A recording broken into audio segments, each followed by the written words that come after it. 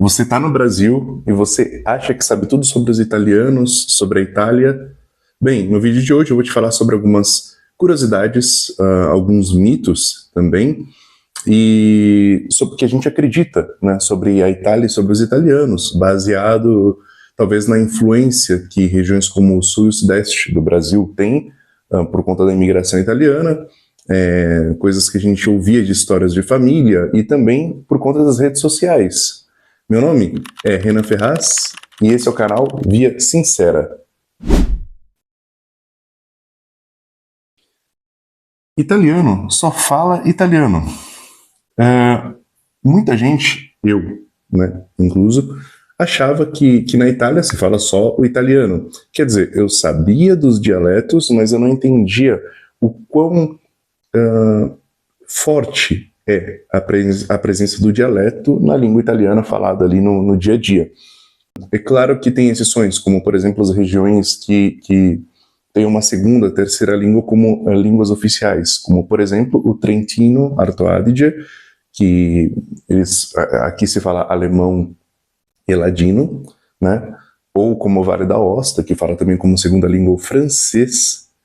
Então, enfim, mas quando você vem para a Itália e passa realmente um tempo aqui, sobretudo eu que morei no sul da Itália, trabalhei muito no centro da Itália e hoje moro no norte da Itália, eu consegui ver com o passar do tempo a diferença realmente e a importância do dialeto, inclusive no modo das pessoas falarem, né? No italiano standard você aprende, por exemplo, ma che cosa devo fare, che cosa posso fare? Aí você chega em Nápoles ou Nápoles e você ouve, chama fa. Quer dizer, ninguém te ensina isso. E são coisas que você descobre ali no dia a dia, vivendo no país, né? Basicamente, cada região, não só região, mas cada cidade, cada município, tem ali um dialeto próprio, um modo próprio de falar. Tem pessoas que falam melhor o italiano, falam um italiano mais standard, aquele italiano da TV, né, ou do rádio, e tem pessoas que falam um italiano que é dialetal, então falam cortando as palavras, assim como eu diria que tem os nossos sotaques no Brasil, né, como o mineiro que fala meio que cortando ali as palavras, ou a clara diferença de som do S de São Paulo para o S do Rio de Janeiro. Enfim, essas diferenças aqui são entendidas também como dialeto, não só pela diferença de som, mas também de expressões, de palavras, né? E tudo isso se deve pelo fato de que a Itália, como a gente conhece hoje, é um país relativamente recente. Se você voltar na história, por mais que a Itália tenha cidades como Roma, por exemplo, que é uma cidade muito antiga, ou tem cidades ainda mais antigas, como Matera, por exemplo, que ressale ali ao tempo de Cristo, né? A Itália, como a gente conhece hoje, ela surge no Reino da Itália, ela se unifica, né, no Reino da Itália no ano de 1861, e só em 1946 que vira uma república, né? Então, só a partir desse momento da história que a gente ouve de fato o nome Itália, um único povo, uma única língua, e até hoje isso tudo está na teoria, porque na prática a gente sabe que não é assim. Quem mora aqui na Itália sabe que não é assim. E muitas vezes acontece de você aprender primeiro palavras em dialeto, né, dependendo da região onde você mora, do que no italiano standard, né? Eu mesmo, quando eu cheguei na Itália, eu morei no sul da Itália. Então, muitas palavras e expressões eu aprendi primeiro em dialeto e depois em italiano. Claro que se você vai morar em cidades como Torino, né, Torino é uma cidade, por exemplo, que o torinese, né, fala bem o italiano. Então, naturalmente, você tem maiores chances de aprender já de cara um bom italiano, um bom nível de vocabulário na língua. Cappuccino depois das 10. Gente, isso é coisa de TikToker americano, entendeu? Você pode sim pedir um cappuccino depois das 10 da manhã, você pode pedir um cappuccino de tarde, especialmente se tá frio, né? É normal, você pode pedir um cappuccino no fim do dia, né, nos cafés, não tem nenhuma proibição cultural sobre isso. Agora, uma coisa que é estranha para o italiano é que você peça um cappuccino logo depois de almoçar, logo depois de jantar. Não é comum para o italiano. E não é comum nem para nós brasileiros. Você está num restaurante almoçar, Você come uma feijoada e depois você pede um cappuccino, não é muito natural, né? Mas isso é porque isso é coisa de americano. Nos Estados Unidos, eu posso falar também que eu já morei nos Estados Unidos, depois que você, aliás, enquanto você está comendo, é muito normal tomar um copo de leite junto ali com a comida, né, que você está comendo. Eu lembro que na universidade, quando eu cheguei, era muito estranho que eu vi o pessoal passando com aquelas bandejas, né, com a comida, e tinha sempre um copo de leite, e aquilo para mim era estranho. Eu nunca fiz, nunca participei daquela cultura ali, mas é por isso, entendeu? E aí, com as redes sociais, com o TikTok, essas coisas, você essas coisas acabam reverberando mais do que o esperado e viram, aí nascem esses novos mitos, né? Mas é um mito. Aqui você pode sim pedir um cappuccino depois das 10 da manhã. Não é estranho. O que você comeu hoje? Parece brincadeira, mas o italiano, ele muitas vezes chega com essa pergunta para você. O italiano fala muito de comida. E é muito legal você... Tá bom, eu usei a palavra legal, mas é muito diferente quando você está mais ou menos ali na hora do almoço, você está dentro de um ônibus ou de um trem, e você percebe que as pessoas começam a tirar ali da bagagem algum paninho, um sanduíche, né? Ou algo para comer, ou mesmo uma tapuera com comida. E aí eles ligam para alguém da família, para a mãe, para o pai, para a nona, para o tio, enfim, e quer falar sobre a comida. E quer saber o que está comendo, como que foi feita a comida. E fica ali toda uma conversação de meia hora, uma hora que seja, sobre comida. E às vezes no trabalho acontecia de alguém virar para mim e falar assim: Renan, o que você comeu hoje? E aí eu, no começo, eu não entendia muito bem. Eu falava, comi pasta, não sei, pasta com alho pomodoro, né? E aí ele fala, legal, mas como você fez? E aí eles querem saber realmente como você fez a comida. Por exemplo, uma vez eu estava num bar, o bar aqui na Itália é como se fossem os nossos cafés, né, no Brasil. Estava num bar, tô conversando ali com um colega ali do bar, ali do bairro onde eu morava, e ele pergunta, Renan, o que você almoçou hoje? Eu falei assim, carbonara. Carbonara? Mas como você fez a carbonara? Aí eu comecei a explicar que eu primeiro amassei a pimenta preta, a pimenta do reino, amassei ela, aí eu coloquei na frigideira sem nada para aquecer um pouco, para liberar mais. Ali ele já, allora você capisce que sei bravo, ou seja, eu entendi que você sabe cozinhar, sabe? E isso é uma curiosidade, porque eu, não sei, pelo menos na minha vida no Brasil, no meu ali, meio social, familiar, eu não me lembro das pessoas perguntando o que eu tinha comido e se eu tinha cozinhado algo, como eu tinha feito. Normalmente as pessoas falam, o que você fez? Eu cozinhei, fiz sei lá, carne de panela. Legal, que bom. E para por aí, o assunto segue. Ou seja, não tem tanto um diálogo ao redor da comida, né? Aqui é importante. Italianos entendem de vinho.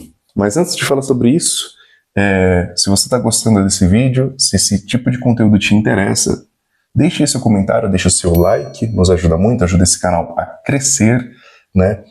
Hoje eu estou aqui endossando o meu boné aí do Banco Nacional, aquele boné em homenagem ao Ayrton Senna, e é legal passear com ele por aqui pela Itália, porque é legal, porque o italiano muitas vezes reconhece e fala, Ayrton Senna, como está chegando o dia 1º de maio, é um período que eu uso bastante esse boné em homenagem ao grande aí Ayrton Senna. Bem, voltando ao vídeo, italianos entendem de vinho? Bem, a gente tem essa crença no Brasil que o italiano médio entende muito de vinho. É verdade que o vinho aqui é bem presente na cultura. Você tem vários tipos de uva, e por ter vários tipos de uva, você tem vários tipos de vinho. Mas o mais comum é que as pessoas entendam muito do vinho do lugar onde elas moram. É difícil, e a ideia que a gente tem no Brasil é que todo italiano é um meio sommelier. E muitas vezes eu me encontrei em situações que eu entendia muito mais do que eu estava bebendo ali do que os meus amigos, os meus colegas italianos. Lembrando que eu vivo num contexto muito italiano, né? Eu diria que 98% dos meus amigos aqui na Itália são italianos, né? No meu trabalho tem outros, atualmente tem outros dois brasileiros e os dois também são de São Paulo, mas a gente é todo mundo muito bem já entrosado, né, com a galera daqui, então a gente tem, enfim, familiaridade, né, uma maior familiaridade com a cultura italiana. E muitas vezes aconteceu de eu estar numa situação que eu entendia e que eu, inclusive, recomendava um tipo de vinho. Uma vez estava numa situação de pós-trabalho, né? A gente estava num aperitivo ali e tudo, e tinha esse chefe conosco, e eu sugeri, olha, se você vai pedir um vinho, pede esse daqui, era um vinho ali da local, pede esse vinho dos vinhos aqui locais, esse é definitivamente o melhor. Eu falei para ele a porcentagem do tipo de uva que tinha, a graduação alcoólica, as características do vinho, mas porque eu sou um sommelier, porque eu sou... E, não, é simplesmente porque eu sou curioso, gosto de vinho, enfim, é uma coisa... E eu sempre quis aproveitar a oportunidade que eu estou num país que tem o vinho como algo tão acessível, bons vinhos como algo tão acessível, para aprender mais, para melhorar o paladar, né? Enfim, então não é porque uma pessoa italiana que ela vai ser o mestre do vinho. Música italiana. Esse é um tema muito interessante, porque às vezes aqui na Itália eu tenho impressão de como era o Brasil nos anos 90, né, que foi a década que eu nasci, e como eu imagino que era nos anos 70, 80, essa relação que o brasileiro tinha com a música brasileira, né? Não só a MPB, mas a música brasileira no geral, com diversos os seus diversos estilos, gêneros. O italiano médio conhece muito bem as suas músicas, né? Os cantautores, né? Ditos cantautores. Então tem a escola de cantautoral de Gênova, Bolonha, Milão, Roma, Nápoles, né? E tem música de tudo, para todas as ocasiões. E se você aprende os clássicos, é um grande sinal de integração. É um grande sinal de integração, porque o italiano ele gosta muito de ouvir a própria música, especialmente nas festas. Tem aquelas músicas próprias de festas e tem os ditos ballo de grupo, né? Que são todo mundo se levanta e faz a dança ali juntos, dança de grupo. E são muito legais, é divertido. O italiano tem essa coisa meio, eu diria até retrô, né? De ouvir música, esse jeito de festejar, é bem legal. Às vezes eu tenho a impressão que eu tô no Brasil, como eu já disse, dos anos 90, e eu me divirto muito e faço questão de aprender as músicas. No Brasil também era assim, não só porque eu sou músico, mas eu de fato eu sempre gostei de ouvir música, especialmente as músicas de um certo tempo, né? E aqui na Itália é muito legal, porque tem inclusive músicas modernas, músicas novas, que tem uma letra linda, que a música é bem feita, né? Então, isso é muito interessante e é muito legal ver como, inclusive, os jovens conhecem bem a sua escola cantautoral, ou seja, conhecem as suas canções, até as mais antigas. O bônus desse vídeo é uma coisa que você realmente só aprende estando aqui na Itália, não tem jeito. O italiano muitas vezes vai te dar uma opinião que ele tirou não sei de onde. Você pediu uma ajuda, você chega aqui, você está tudo perdido, tem uma série de questões burocráticas para resolver e você não sabe nem como fazer. E aí você, enfim, faz amizade com o italiano e pede uma ajuda. Ele nunca passou por aquilo, ele não sabe o que tem que ser feito, mas ele vai te falar: olha, eu acho, secondo me, é uma coisa que você vai ouvir muito quando você vier para a Itália, secondo me, isso daqui você tem que entrar nesse lugar e fazer isso, isso e isso. Aí você, inocente, achando que a pessoa tá te direcionando, tá sabendo o que tá lá, tá falando, você vai e faz exatamente o que ela disse. E aí você descobre que foi uma baita de uma perda de tempo. Quando eu cheguei aqui na Itália, eu tinha que fazer o Codice Fiscale. Cheguei lá na secretaria da universidade, olha que organização, né? A organização também não é muito o ponto forte deles aqui, mas enfim, isso é assunto talvez para um outro vídeo. E ele falou assim: olha, a secretária falou: olha, você precisa fazer um Codice Fiscale. Tudo bem, onde eu faço? eu acho que você precisa ir na Agenzia dell'Entrata.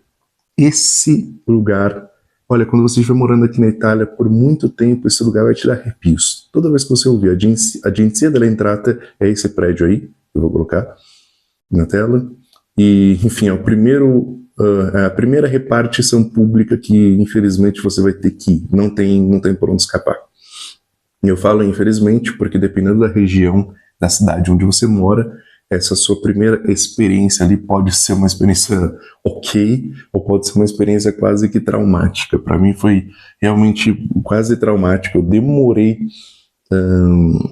ter coragem e querer, enfim, voltar lá nesse lugar, na agência, mas infelizmente a gente não tem muito para onde fugir, né?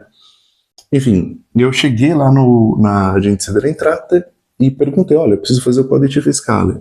Aí o funcionário olhou para minha cara, olha, quem mora aqui na Itália e tá assistindo essa parte do vídeo vai se identificar, eu tenho certeza. O funcionário olhou para mim e falou assim, mas você já fez a residência?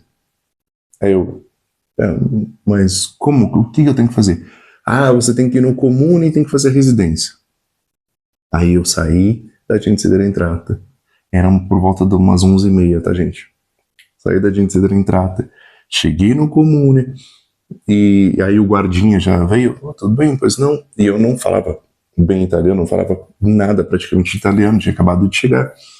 E expliquei que eu precisava fazer o codice fiscale e me direcionaram para o comune, né, que é a prefeitura no Brasil seria. Mas você precisa fazer um SPID. Aí, SPID, o que é isso? Aí uma senhora tentou me explicar, não, esse SPID é um acesso eletrônico para você poder agendar. Eu disse, mas como é que eu faço? Aí o guardinha falou, você precisa ter um códice fiscale, e aí, vocês estão entendendo? Vira uma espécie de um paradoxo, né? Para você fazer um documento, você tem que ter um outro documento, mas para você ter esse documento aqui, você precisa ter esse documento, entende? Vira uma coisa cíclica. E tudo isso porque alguém te deu uma informação errada com um tom de certeza. E isso acontece muito. Inclusive para coisas básicas, você tá andando assim, de repente, falou, tudo bem, onde é a estação por aqui? Secondo me, lei deve salir de qua, deve girare de lá. Quer dizer, às vezes a pessoa nem é do local, mas olha, assim, ela para e olha, você já aprende comigo, ó. Eu aprendi a identificar quando é uma situação do tipo, você faz a pergunta, a pessoa, ela não tá lembrando. Ela tá pensando, eu acho que, entende? Então, isso, cara, isso é uma diferença para mim cultural. Eu não sei, eu venho de São Paulo cidade, e a gente, enfim, talvez o paulistano é meio direto ou mais seco nisso, então não sei. Para mim é uma grande diferença, algo que eu realmente demorei a entender e me acostumar. Mas hoje em dia eu lido muito melhor com essa situação, enfim, as coisas levam tempo. E fica aí a dica aí para vocês. Cuidado, aqui na Itália não é fácil encontrar as informações corretas, né? Tem que dar uma pesquisada boa, mas converse sempre, fale sempre com um imigrante que está aqui já há um bom tempo na Itália, e porque essa pessoa já passou por todos os processos. Mais para frente eu posso fazer um outro vídeo falando de questura, de como que é a coisa ali, enfim. As repartições públicas sempre dão muito pano para manga, né? Dá muita história, e eu posso fazer um outro vídeo falando sobre isso. Então, peça sempre a ajuda de um imigrante. Ele vai saber te ajudar melhor do que um italiano. Claramente, este vídeo não é uma crítica a nenhum italiano, exatamente, não é isso. Mas, como toda cultura, você tem os seus prós e seus contras, né? Então, no vídeo de hoje eu quis falar sobre alguns mitos e algumas curiosidades sobre este país, sobre este povo. Espero que você tenha gostado. Deixe o seu like, deixe o seu joinha. Se você gostou ou tem alguma sugestão, deixe também um comentário. E por hoje é só. Logo, logo a gente volta. Valeu!